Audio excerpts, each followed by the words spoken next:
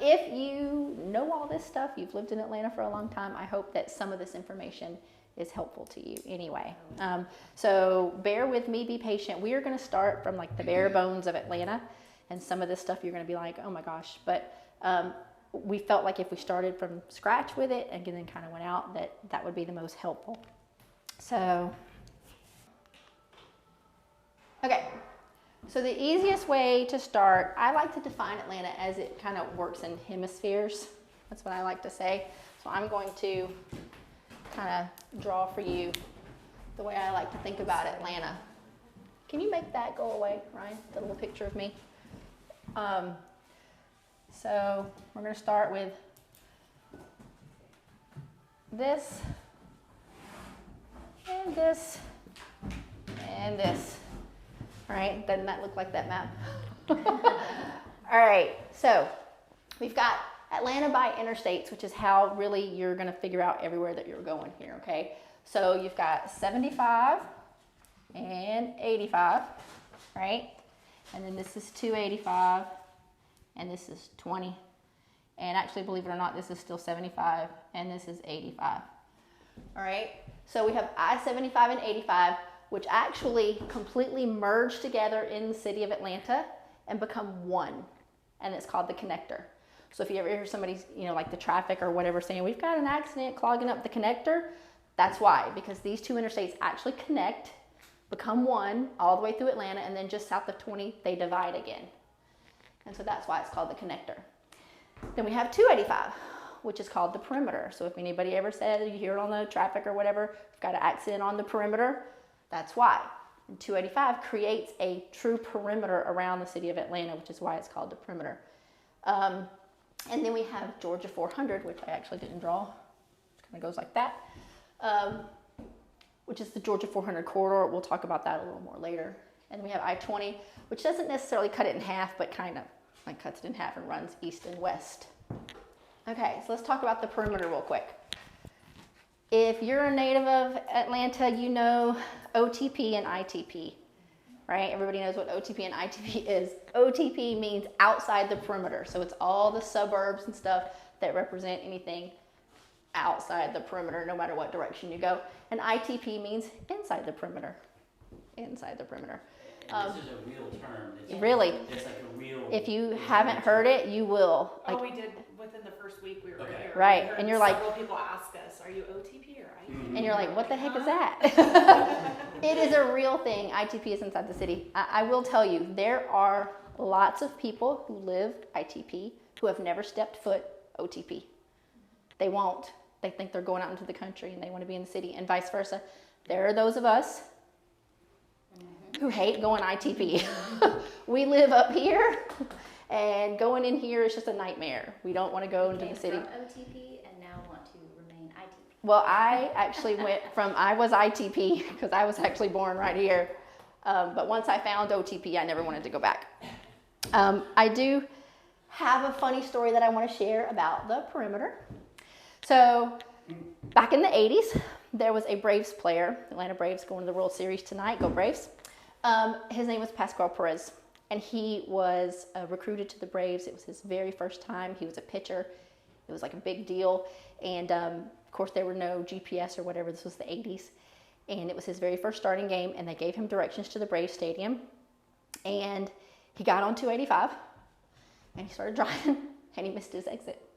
And he said to himself, well, I don't want to risk getting lost even further, so I'm just going to keep driving on 285 until I come back to my exit again. This is a true story, where he missed his exit a second time and drove around it again. Well, 285 is 64 miles. Huh? Right. Phil Niekro started in his place, if anybody knows who that is, a very famous Braves pitcher. So he missed his exit twice. We know that for a fact. Rumor is he missed his exit 3 times. Finally made it to the game. All of his fellow players then nicknamed him 285, and on the back of his Braves jacket, instead of Perez, it said 285 for years. Isn't that a funny story?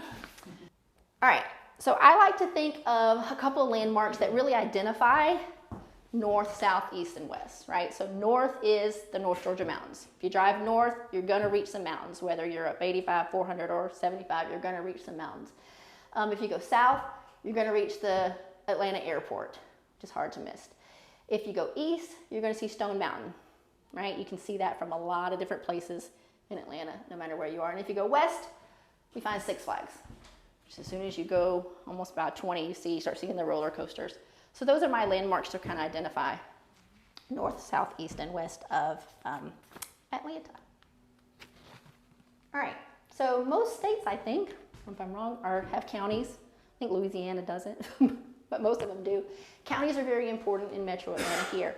All right, you're gonna hear a lot about, I wanna live in Cobb County, I wanna live in Gwinnett County. There are 12 metro surrounding counties. You can't really see this one, but this is Clayton County and Henry County, good job. And then Fayette County, but that's all of them. And so some certain things that you need to know. We're not gonna talk a lot about Cobb County today. We're mostly gonna talk about Fulton County and DeKalb County, which represents Atlanta. But some things that you need to know is that Atlanta, as you see, from the brown Fulton County and the blue DeKalb County, is divided into two counties. So the city of Atlanta, half of it's in Fulton County and half of it's in DeKalb County. And then Fulton is North Fulton and South Fulton. So if you see the little gold brown Fulton County, the shape is really weird, right? So North Fulton actually used to be its own county. It was the county of Milton. And back in the Depression, they went broke. And so they needed to join up with Fulton County, and they did. And fast forward to today, North Fulton and South Fulton, really like two different kinds of eggs we're talking about here. And North Fulton actually, probably in the past 20 years, has really been trying to become its own county. They want to go back to being Milton County. Most of the wealth in Fulton County is located in North Fulton. That's where we are. And so they're tired of kind of supporting the rest of the big county.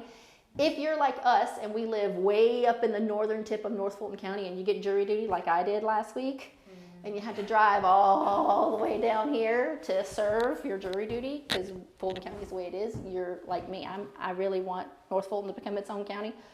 But that's kind of gotten stalled. There is a law, or the Constitution's written to where there is a limit to the amount of counties that Georgia can have, and we're at our max. So unless some of the smaller rural counties kind of join up together, that's not going to happen unless they pass some new laws. But they're still steadily working on it. Yeah? One of the other important reasons to know about the different counties within Metro Atlanta is the school systems are generally by county, with the exception of the city of Atlanta, which has its own school system. So while it's in Fulton County, and here in North Fulton, we abide by Fulton County school rules, the city of Atlanta, which is partially in DeKalb and partially in Fulton, has its own school system. And people buy houses based on school systems very frequently in Metro Atlanta. So knowing where some of the Very good more point. sought after school systems are is something that comes up in conversation with buyers and sellers pretty regularly. Okay, and then Cobb County is really known as East Cobb and West Cobb. So whereas Fulton is North Fulton and South Fulton, Cobb is East Cobb and West Cobb. Again, we are going to focus on really Fulton County and DeKalb County today. We can do another class and kind of focus on some other rural counties. But that is something that I wanted to mention. You'll hear a lot. I want to be in East Cobb or West Cobb. And that's another thing about schools too. They're different in the two. Okay. Can I ask a question, Lisa? Yeah. On the East Cobb and West Cobb, is it divided by where 75 runs through? Is that Yeah, what that basically. is? Yeah. Okay. All right, let's talk about the Georgia 400 corridor. So Georgia 400 was built to access newly developed areas inaccessible by existing Atlanta interstates. So I'm gonna kind of talk about this real quick. So when Atlanta was old and new and all that stuff, it was 75 and 85, and most of the towns were developed up and down 75 and 85 and out 20. And then when they needed new land to be developed because Atlanta was growing so vastly, this was the area that was being developed, right? And so there was no access. You couldn't go up 75 and you had to go all the back roads, or 85, there was no access. So they desperately needed access. They needed a thoroughfare up here. So in the 80s, they got together and they decided we're gonna build 400. So it was built in the late 80s and early 90s, and it opened up, I believe like 92, something like that. And it was a toll road. And they decided to make it a toll road. It was Atlanta's first toll road. And they decided to make it, Well, it existed before that, but it stopped at 285. Yes. And they added the toll when they moved it down to 85. Right. Right. So the toll was in Buckhead, right as you leave Buckhead, and then you had to pay 50 cents to get through it, and they were only going to charge the toll up until the construction was paid for. So they actually stopped that in 2013. So it took about 20 years of tolls on 400 to pay for it, what they said. All right, so it does start in Buckhead. It travels all the way to Dahlonega in the mountains, but it actually becomes a 2-lane road in Dawsonville at the base of the mountains. The cities that it covers are Buckhead, Sandy Springs, Dunwoody, Roswell, Alpharetta, and then Milton's kind of off. It's not really, but it covers, you get to Milton through 400. And these are, like we were saying, how North Fulton has most of the wealth in Fulton County. It's because of these cities that are on that Georgia 400 corridor. Also Cumming, which is actually in Forsyth County. But we'll talk about that a little more too. All right, so we're going to take just a quick minute because I want to focus mostly on Atlanta, but we are going to talk about some of the cities that are along the Georgia 400 corridor, only because that's where we are right now. We're in Alpharetta. We're along the Georgia 400 corridor. A lot of our business is here. So let's talk about it really quick. All right, Alpharetta. It's where we are right now. Alpharetta is known for its downtown city center, Avalon, Amerisbank Amphitheater, which is formerly the Verizon Wireless Amphitheater, the Alpha Loop, which is similar to Alpharetta's Beltline, tons of parks and trails, and the Atlanta National Golf Club. So up here, what I've kind of shown you is some pictures of that Alpharetta city center or downtown Alpharetta area, and then Avalon. So we had a little pointer, and then we discovered that it doesn't work on the TV. So this is Avalon. Have you guys been to Avalon or downtown Alpharetta? Great. Okay. So Avalon was built similar to Midtown's Atlantic Station with a live, play, work mentality, but upscale shops similar to Buckhead's Phipps Plaza or Lenox Mall. It's a walkable living, dining, and entertainment center. And then downtown Alpharetta is also Alpharetta City Center. It's like old downtown Alpharetta buildings with tons of contemporary restaurants, bars, events, nightlife, and shopping. Even recently opened an upscale hotel with a speakeasy. Which is really cool. Yeah, have you been there? Well, we've been there. Yeah. It's actually super cool. So let's talk a little bit about the Alpharetta real estate. Again, we're only going to talk for a couple of seconds on each one of these because we really want to focus this on Atlanta. So Alpharetta real estate is really booming. The prices have skyrocketed in the last several years, not only due to this market we're in, but the expansion of the downtown area. People want to live in Alpharetta. Besides Atlanta and Buckhead, Alpharetta holds the third largest employment center with the tech industry, vastly homing its offices in Alpharetta around the Windward Parkway area, expanding every day. Downtown Alpharetta quickly saw tons of homes being built and within walking distance to the fun. Some really cool neighborhoods to see were like 12 on Canton, which is this. Beautiful farmhouse style homes, and then east of Main with townhouses and single family homes with tree lined sidewalks. Prices in Alpharetta near downtown are $500,000 for a very small townhouse to $3 million for new builds, and then resales go from $500,000 to $1.6 million. All these numbers that I'm going to talk about are pulled from FMLS that I just pulled last week. So if something's changed this week, then sorry. All right, so both of these houses are east of Main, which is completely walking distance to downtown Alpharetta, and they're actually really beautiful houses. All right, Roswell. So Roswell is divided into 3 sections.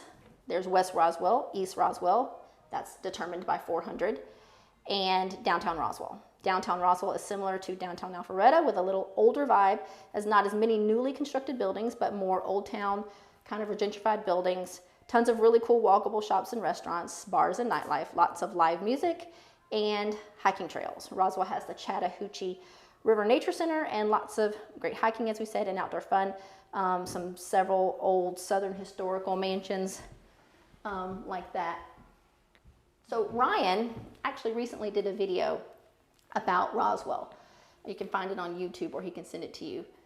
Yeah, it's a really thorough video on all the cool things about Roswell. I would suggest that if you wanted to learn anything about Roswell, you just watch that. But these are pictures of basically downtown Roswell. Roswell real estate. All right, so downtown Roswell homes price range from $350 for a fixer-upper or a teardown to $2.2 million. Roswell has several golf and country clubs, all built in the late 70s, 80s, and 90s, and these neighborhoods are very sought after, ranging from $550,000 to $1 million for an updated golf lot. In East Roswell, we've got the Brookfield Country Club, and in West Roswell, we have Horseshoe Bend and the Country Club of Roswell. So really quick, this is downtown Roswell, $2.2 million. Country Club of Roswell, this is $900,000. This is a renovated house on the golf course on the most sought after street in Country Club of Roswell, $900,000. Horseshoe Bend, that's a house. Super cool house. That house? Yeah. Yes, Ryan and I live there. Not that house. Not that house, no, the neighborhood. Horseshoe Bend in East Roswell, that's $900,000. We have Brookfield in West Roswell, that's $850,000. That's a stucco ranch house. In the top corner there, that $1 million downtown Roswell house, that's actually a new house that was built in Roswell, walking distance to all of the activities in Roswell, $1 million. And then I wanted to show you that this little tiny little, basically room enough for me and my cat, bungalow in downtown Roswell is $500,000, and that's typical for downtown Roswell. Something like that would cost about $500,000. Okay, and Cumming is the last one that we're going to talk about at 400. It's the fastest growing city in Metro Atlanta right now. It's the most recently developed too. Most all of Forsyth County is labeled as Cumming. Lake Lanier, Sawney Mountain are rural areas. Halcyon, which is actually Forsyth County Alpharetta, but I put it in Cumming because it's kind of like, literally you can be like, you know, how you're struck, you know, Cumming Alpharetta. It's similar to Avalon for Forsyth County. If you haven't been to Halcyon, I would say go there. It's actually super cool, and they're opening new stuff every day. It seems like every time I go, some new restaurant or something like that is opened there. And then I copied this. I thought this was really cool. From a pristine lake to mountain peaks, you can find adventure at every altitude in nature-loving Cumming. The jewel of this community is Sawney Mountain Preserve, a 963-acre preserve with hiking trails, Indian seats, tree canopy classrooms, playground, picnic pavilions, climbing area, an amphitheater, and a business center. Is that where we ran? It's a very tough run. Yeah. All right, so this is Halcyon. Of course, that's downtown Cumming. I haven't been to downtown Cumming in a long time, so I'm going to default to Scott, who lives in Cumming. Have they developed it Yes. like a downtown Alpharetta or downtown Roswell? Coming along. It's coming along? It is coming along. The issue they have in downtown Cumming is the Tyson factory sits right in downtown Cumming. Chicken.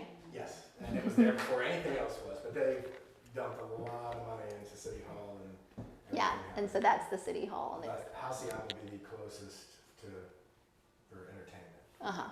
Okay, so that's Lake Lanier. That's an old picture when we had a drought. I just thought it was a kind of cool picture. It's not like that anymore. And then, of course, that's Sawney Mountain, a view from Sawney Mountain over there. What? I'm sorry, whispering Oh. down. Passing notes. All right, so Cumming Real Estate. Again, like I said, it's the fastest growing city. Right now, or at least last week, there were over 1,500 homes currently listed or sold in the past 90 days in Cumming. So if we talk about that comparatively, Roswell had 800, and Alpharetta had 1,200, and Cumming had 1,500. The price range here is crazy to me. It's $150,000 to $4.5 million. This is the largest price variance of all the cities when we're talking about single-family homes. And this is because, like I said, almost all of Forsyth County is called Cumming. And so not only do we have, you know, the beautiful homes, like this is a $9 million house on top of Sawney Mountain. It's not currently listed. That's why I said $4.5 million, but I just thought it was a beautiful picture. This is a typical house, which is probably about $3 or $4 million on Lake Lanier. And then those are the townhouses and condos and things that are being developed at Halcyon. Halcyon townhouses are actually from $500,000 to $800,000, and single-family homes are $700,000 to $800,000, all walkable, basically on the property of Halcyon. But I thought this was really like the 150 to 4.5. It's because it's so big, and you've got like houses way out in the country, you know, that are 150, right, on propane. Yeah. Exactly. All right, so you've got a packet in front of you that I kind of thought was just something to give you. It's basically a bunch of maps. Some we were going to feature, some we're not. But if you want to flip to this map, this is where we're going to talk about the Atlanta neighborhoods. there were a lot of these maps online. This one was the one that I thought was the best. It was the most user-friendly, whereas it was easy to read and color-coded and all of that. Within the borders of 285 is what we call in-town Metro Atlanta. A lot of these areas are known by kind of like sub-cities. They're not actual real towns that have names other than Decatur and Avondale Estates, I think. But they're not subdivisions. We like to call them neighborhoods, right? So if you have a client who tells you, I want to live in Edmond Park, you're not going to go in FMLS and put in the city of Edmond Park. And if you put in subdivision Edmond Park, you're going to come up with some listings because some agents are wise enough to kind of put that, but then some aren't. Right. They're just going to put Atlanta, right? And so you're not going to know. And so basically the only way to search these is almost by map. It's very important to know in town what these neighborhoods are. So that's why we're going to talk about several of these today. Not all of them. There's way too many to talk about. We're going to And the buyers know the difference, and where they, Yes. people who want to be in these neighborhoods know the specific boundaries that they want to be in. So Uh-huh. if you're going to be working with them, it is very important that you become intimately familiar with these little subsections. Right. So again, there's way too many for us to cover today, but we are going to cover some of the larger ones or the more prominent ones or the fastest growing ones that for today. All right. So this is another map that you also have. I just put it up there. It's a closer up of Morningside and Virginia Highland, which is the first one that we're going to cover. All right. So then on the map, I've got it circled now. Morningside, Lenox, Virginia Highland, they're right next to each other, and they're probably the largest, other than West Side, I think, of these neighborhoods. Morningside. The Morningside area of Atlanta is located just east of the city of Atlanta and just south of I-85, with the main thoroughfare in the area being Piedmont Avenue and East Rock Springs. This area offers outstanding access to downtown Atlanta and easy access to great dining locations along Cheshire Bridge Road or in Virginia Highland. It also has easy access to Piedmont Park. Morningside Elementary is the #1 Atlanta school for elementary schools. And this building is actually a historic landmark as it was built in 1929. Isn't that a cool building? They don't build them like that anymore. I love all the schools in the city of Atlanta. They're so much cool. Amsterdam Walk is a former industrial site that is now an 8-acre retail and entertainment development located near the Atlanta Beltline and Piedmont Park. We're going to talk about the Beltline a little more later. In northeast Atlanta, it adjoins both the Virginia Highland and Morningside neighborhoods and is just east of Piedmont Park and the Atlanta Botanical Garden. All right, a little about the real estate. So Morningside is known for its historic and charming houses, most of which were built between 1918 and 1935. This historic Atlanta neighborhood still has an old town atmosphere with many restored Tudor, Foursquare, and Craftsman-style homes on tree-lined streets. You'll also notice many streets in Morningside are named for early settlers like Cheshire and Plaster. So be prepared for a higher than average cost of living in Morningside. The Morningside Lenox Park is about 39% more expensive than the U.S. average city. It's one of the most expensive neighborhoods in Atlanta. So in looking at this, these are some houses that are in Morningside. Up at the top, we have a Tudor. Throughout this, we're going to look at a lot of different things, and so I'm going to point out different things that you can look at in the houses.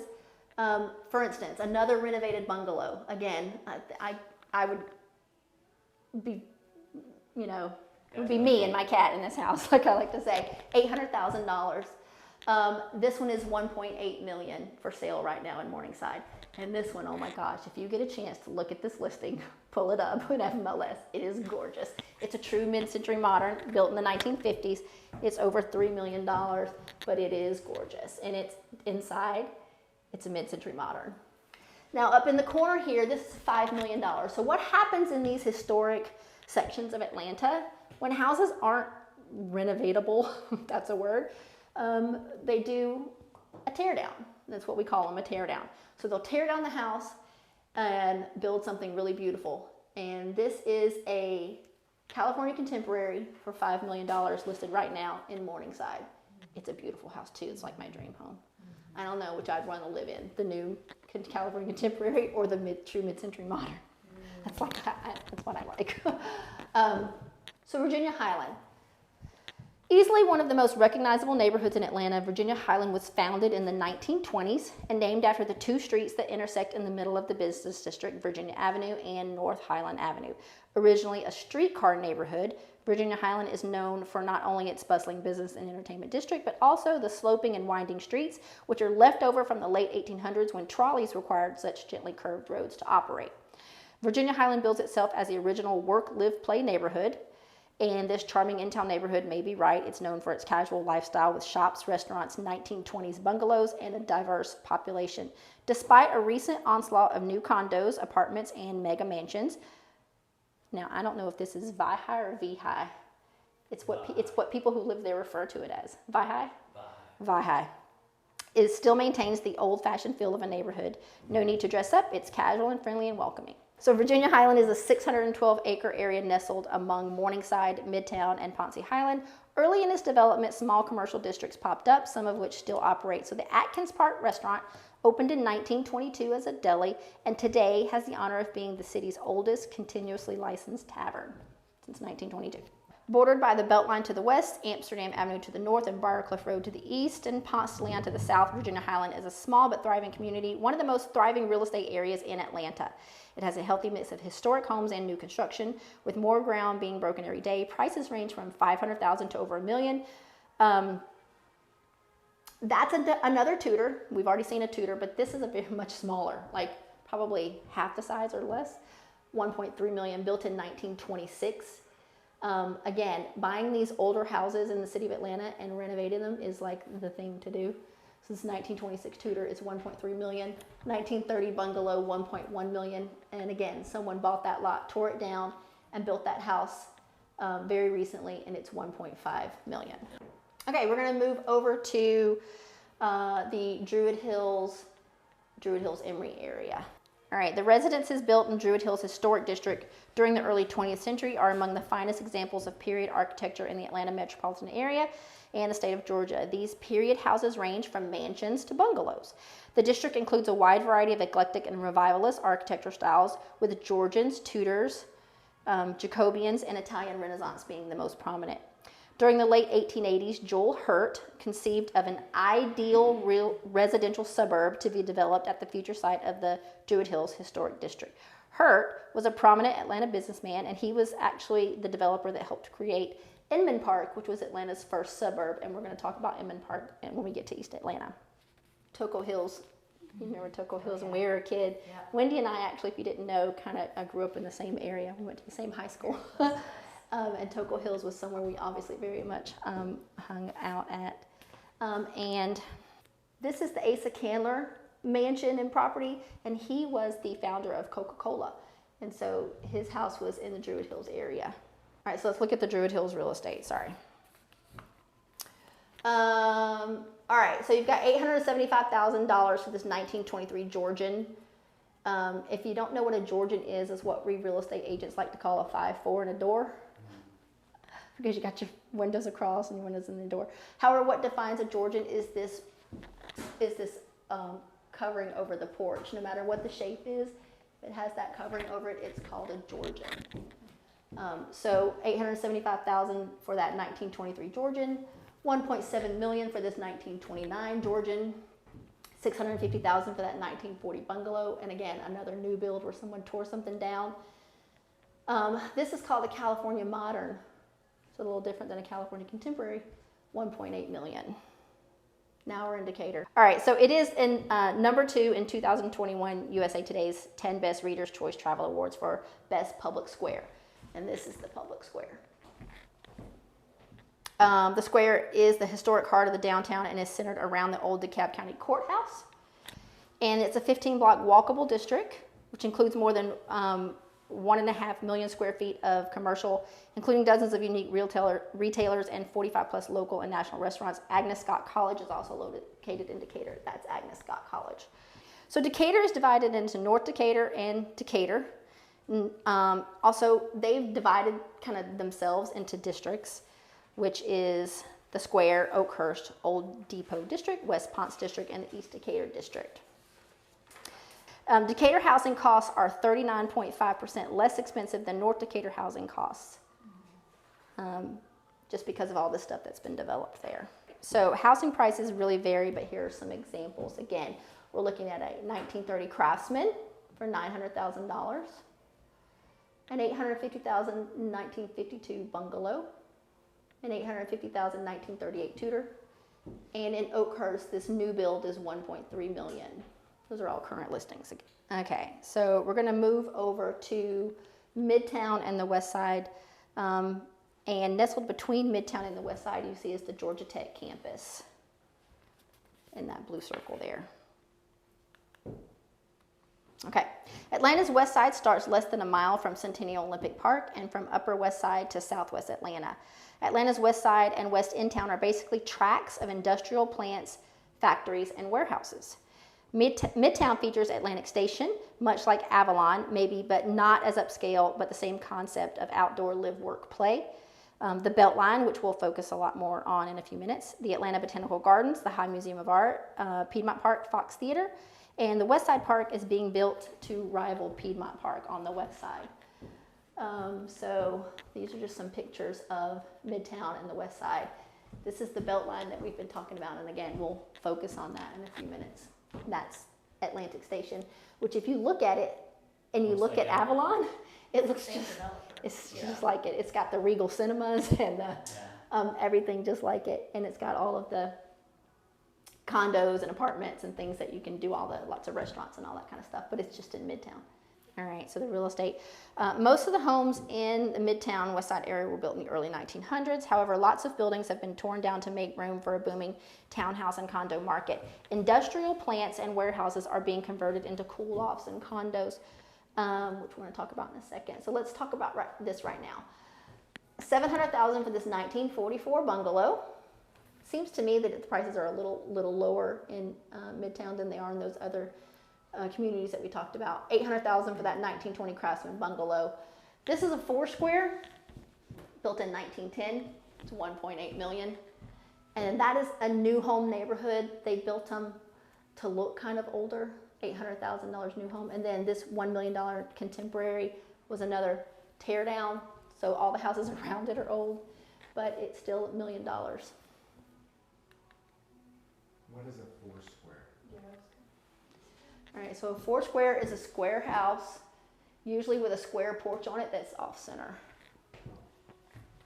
All right, these are some examples of those warehouses and industrial plants that I told you were converted into lofts and condos. So the Midtown area is where the railroad tracks were, or still are. That's actually been converted into that Beltline that we were talking about. And so this is the section of Atlanta where most of your factories and warehouses were, so that they could have close access to those railroad tracks. And so a lot of these old buildings are still there, and instead of tearing them down, they decided to make them into condos and lofts. Most of the designs are complete open concept, with exposed brick, exposed ceilings, exposed pipes, and that's the general concept. And they're mostly just lofts or one bedroom, and they're actually super popular. And this is just some examples of some of them. So the King Plow Art Center off Marietta Street is one. It was a plow factory. I don't have a picture of it. I worked there for like 10 years. I worked at an ad agency, and we worked in there, and it basically was this long, literally factory. It was the plow factory, and you know, it had been developed into businesses. And to get from one to the other, you literally had to just like walk for like a mile down, because it was a straight long plow factory. It was actually very cool, exactly like this, just a lot of exposed brick, exposed pipes, and exposed beams and that kind of stuff. And you'll have people who literally, they want these lofts in Midtown and along the Beltline. What's the pricing on something like that? It's really, really wide. wide. That's why I didn't really put, because it just depends on where it is and how close its access is to stuff. And if it has parking. Aren't they cool? Yeah, if it has parking or whatever, it could be anywhere from like 400,000 to over $1 million. They're actually really cool. They're super cool. They're beautiful. I love it. Yeah, and this concept here is very common, where it's just the stairs up to the loft and the bedrooms up in that loft. That's like what most of them are. Okay, East Atlanta. So there is actually a neighborhood called East Atlanta. We're not actually focusing on that one. All of this actually, if you live in Atlanta, you think of as East Atlanta. When you think about East Atlanta, you think about all these neighborhoods that are east of Atlanta. And so for our purposes, that's what we're going to talk about today. And there's a lot of them, but we're only going to focus on just a couple of them, 3 or 4 of them. So we're going to talk about Old Fourth Ward, Ponce Highland, Edmond Park, Canlan Park, Grant Park, Edgewood, Kirkwood, Ormwood, and Cabbagetown. Well, those are the cities. Those are what we're going to talk about. The Ponce City Market and the Atlanta Zoo and Little Five Points are some points of interest. So this is Little Five Points, which, as you can tell, is just really kind of eclectic, hippie kind of little area. That's the Atlanta Zoo, which is in Grant Park, the Ponce City Market, and this is an example of an Edmond Park historic Victorian home. All right, so let's talk about Edmond Park, Cabbagetown, and Little Five Points. Edmond Park was known as Atlanta's first planned suburb and trolley neighborhood, established in 1889. The most historical houses are in Edmond Park. They're mostly Victorians, and also the Krog Street Market is in Edmond Park. Let's look at what I have here for Edmond Park. So this is another one of those historic Edmond Park homes built in 1911. This house is $2 million. If you have a chance to go drive around Edmond Park, do it. It is super cool. All these homes have been bought. They're very rarely sold. That's actually a current listing.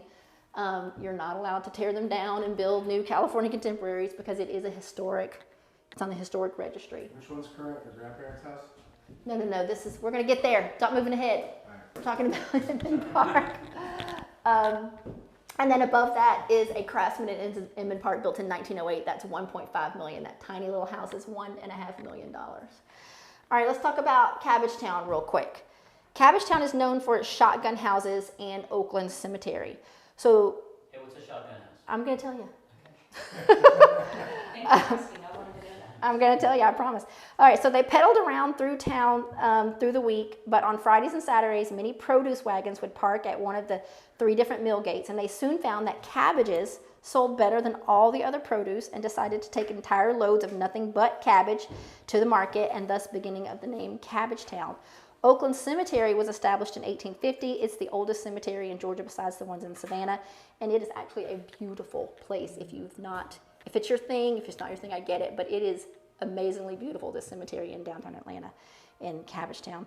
Shotgun houses were built on very narrow tracts of land and basically were a door, maybe one window on the front of the house, and was built as a long straight corridor with rooms one behind the other. So if you shot a gun, the bullet would go all the way through the house, hence a shotgun house.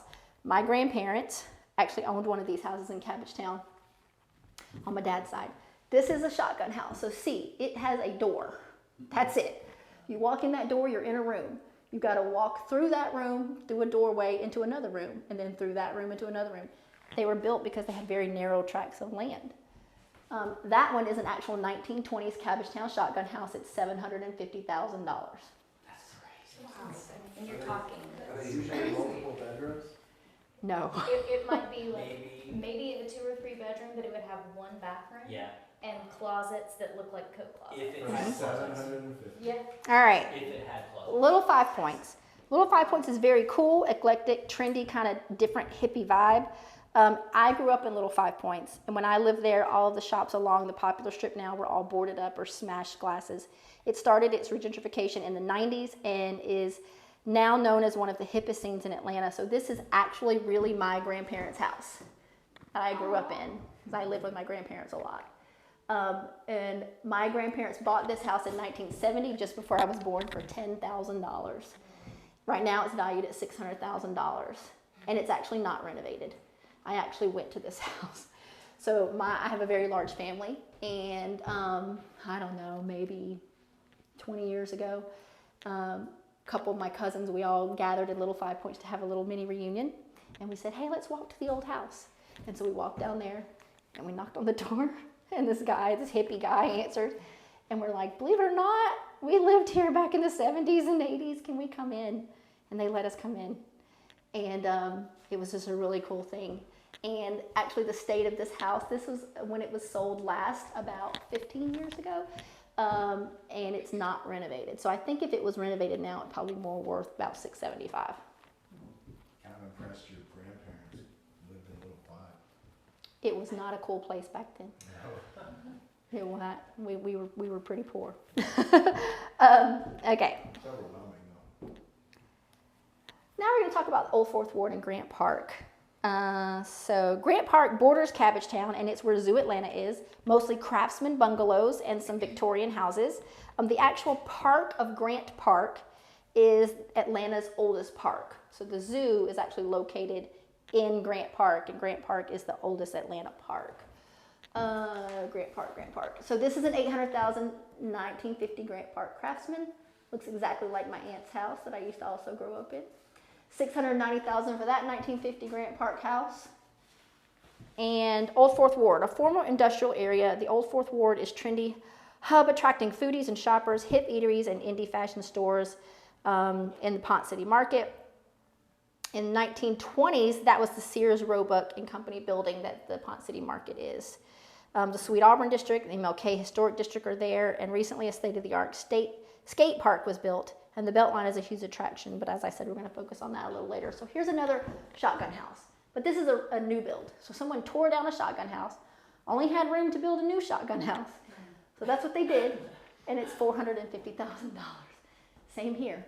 Someone tore down a shotgun house, only had room to build another shotgun house, and so they built up with a California Contemporary, $1 million in Old Fourth Ward. So you can shoot this way or you can shoot this way. Right. So this one, I really thought this was super cool. This is 450,000 1930 Old Fourth Ward Craftsman, but it's a tear down. If you look at this listing, you'll be like, oh my gosh. So some investor's going to tear that joker down and build something on it. It's my suspicion. But this is a picture of the kitchen. And I know that this is the original kitchen. You want to know why? It was my grandparents' house. Back in 1970, something had this exact same sink. That's a metal cabinet. And so that is super cool. That's the kitchen that's in that house from 1930. I just thought that was super cool. Okay. Buckhead. Everybody's been to Buckhead. Everybody knows about Buckhead, right? Okay. So that's a map, a little blurry of Buckhead. That's the best one I could find. All right. Buckhead is currently trying to become the city of Buckhead. They want to leave Atlanta. It is where the governor's mansion is located, and it's the second largest business district to downtown Atlanta. Buckhead has the highest wealth concentration in Atlanta, along with Decatur, Druid Hills, Morningside, Edmond Park, and Midtown, which we've already talked about. Buckhead has everything from mansions to small renovated bungalows, townhouses, and high-rise condos. So we're going to talk about the mansions and the high-rise condos since we've talked a lot about those old renovated bungalows already with the other neighborhoods. And Tuxedo Park is a sub-area neighborhood in Buckhead that's probably the most expensive in Atlanta. So that's the governor's mansion there. And then just some views, different views of the Buckhead skyline. Buckhead real estate. These are the mansions. Alrighty. So we've got a $5.6 million Georgian mansion. Current listings, $2.9 million Tudor, $9.5 million English Country Manor, 7.2. And that house in the top corner is $9.8 million, but it's a new house. So I don't know if they tore something down or managed to find some land, which is very rare in Buckhead. A lot of land for Buckhead. I know, but it is new. It was built in 2021, I think. 9.8 million. And there's a lot of those. If you go drive around Buckhead, there are lots, thousands of these mansions down there. Let's talk about the high-rise condos. So I just picked a couple of buildings as examples, the Terminus Building, the St. Regis Building, Park Place Building, which is an older one, and the Graydon, which is brand new. So the higher the floor on these condos, obviously the more expensive the condo because of the view. So this glass one is a Terminus Building built in 2008. Back then, that's what they were building. The flashier, the better. The more glass, the better. The condos in that building range from $900,000 to $3.1 million. This is the view from that Terminus $3.1 million one on the 31st floor. And that's why it's that expensive, because that is actually the city of Atlanta skyline right there that you're looking at every night. 1.1 million to 2 million for the Park Place on Peachtree, which was built in 1987. To me, that building looks like it was built in 1987, right? Still, $1 to $2 million for those condos currently listed. The Graydon Building was built and opened in 2021. 1.5 to 3.5 million. Again, that's the current style that's being built right now. We can see all the different styles of the buildings. 2010, the St. Regis building was built. Now, right now, what's currently listed is $6 to $7.4 million in the St. Regis building. Now, that building is a very prestigious It's also building. a hotel. Yeah. All right, so we're also going to talk a little more about the Buckhead real estate. Buckhead's kind of divided into some neighborhoods. We're going to talk about 4 of them. Argonne Forest, Tuxedo Park, Peachtree Heights, and Chastain Park. Tuxedo Park. This house, Tuxedo Park, where is it at? This one, right here. 1961. It's $1.7 million. That's just a stucco house that down the street from me would be about $450,000. Right down here in the neighborhood. It's $1.7 million in Tuxedo Park. Argonne Forest, another basic 50s ranch. Actually, nothing special about that house up at the top, but it's $1.4 million. Peachtree Heights, right here. 2001, kind of a Mediterranean kind of house, $3.2 million. And $1.5 million for that Chatham-built Chastain Park 1965 ranch. I put Chatham-built because Chatham was a builder and very famous, especially in Chastain Park and even up here in Roswell. A lot of their ranches, it's solid builder, and they're very sought after. So if you ever hear someone in a listing, the first thing it'll say is Chatham-built ranch, because they know they're very solid, sturdy ranches. This is actually a renovated one. It's actually a beautiful house. $1.5 million for that little ranch house. And then again, someone tore something down and built something this year in Chastain Park, and that's another California contemporary. I've said the Beltline 1,000 times, so now we're going to talk about it. We probably could do a full class on the Beltline. We could sit here for 45 minutes and talk about the Beltline. So I'm not going to talk about it for very long, but I am going to tell you that the Atlanta Beltline is a former railway corridor around the core of Atlanta, under development stages as a multi-use trail. Some portions are already complete, while others are still in a rough state but hikeable. Using existing rail tracks easements, the Beltline is designed to improve transportation, add green space, and promote redevelopment. There are longer-term visions for streetcars or light rail lines along all or part of the corridor. So these are pictures. Obviously, this is that Pont City Market that we were talking about. That's the old Sears and Roebuck building, and you can see this. This is the Beltline, and on this side are probably some townhouses or some houses or whatever. Here, you see that these houses have been built along the Beltline. Same right there, and then you've got the city. Anytime that you go anywhere there, you're going to see this many people, not necessarily in that corner. That might have been a race or something that was going on that day, but you're going to see tons of people walking this Beltline. And they have bike rentals and skate rentals, so you'll see kind of all There's a of that. skate park that's been built in Old Fourth Ward that connects to that Beltline. It's a That's big really deal. cool. It's a big deal.